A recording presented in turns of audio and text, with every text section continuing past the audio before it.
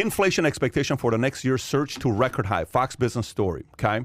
Inflation for the next year climbed for a 7th straight month in May to record high. According to a new survey from the Federal Reserve Bank of New York, median 1 year ahead of inflation expectation last month rose 0.6 percentage points to 4%, the highest since the New York Fed survey of consumer expectations began. Inflation expectation over the short term have in recent months been increasing at a faster pace than a medium term.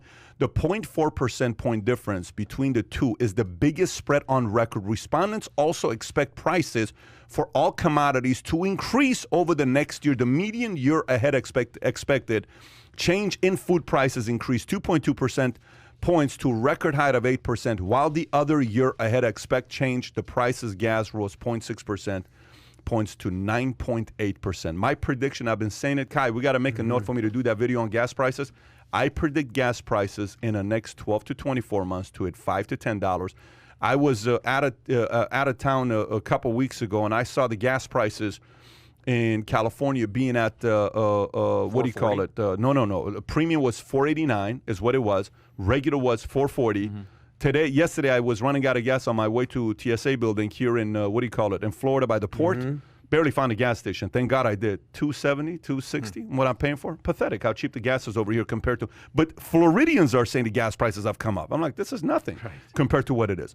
Inflation is coming. Let me add that with the other story together. And then I'm going to come to you guys for your feedback. Global tax rate could drive businesses away from U.S. Watchdog warns. Also Fox Business Story.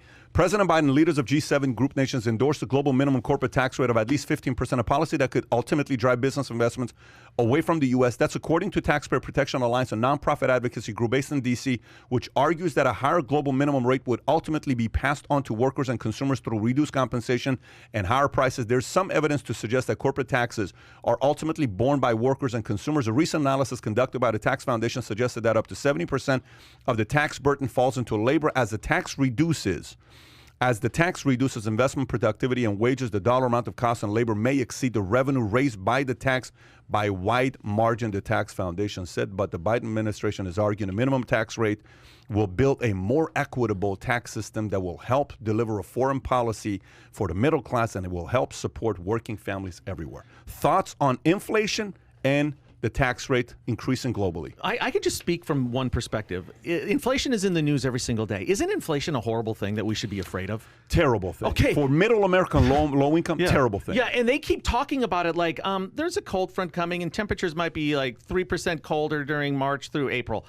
They're making it seem like it's just a little small, little ticky-tack, little inconvenience. I mean, if this hits like Jamie Dimon's talking about how JP Morgan is stowing away as much cash as they possibly can because the inflation is coming in a huge way. I'm scared as hell about it. I really am. I mean, I know what gas prices are because I pay them in California. You can see other things inching up, and you combine that with the global shipping issues that we have and all the other things that are in this pot and they're brewing, and it's going to be a very, very challenging time coming for us very shortly. So we talked about two topics right there, the inflation taxes, and the corporate tax. Yes. I mean, the one thing that comes to mind here is what I just kind of showed you over here with my little Venn diagram. There's things that you can control, and there's things that matter, and where they coalesce in the middle is where you should focus. You're not going to stop inflation, Bob, Sue, Joe, Mary.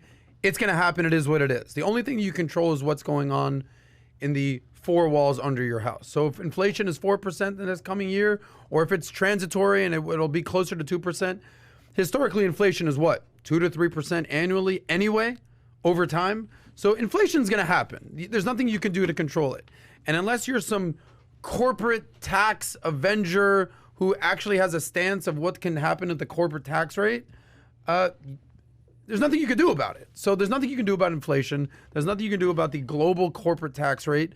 The one thing you can do is focus on your own personal finance.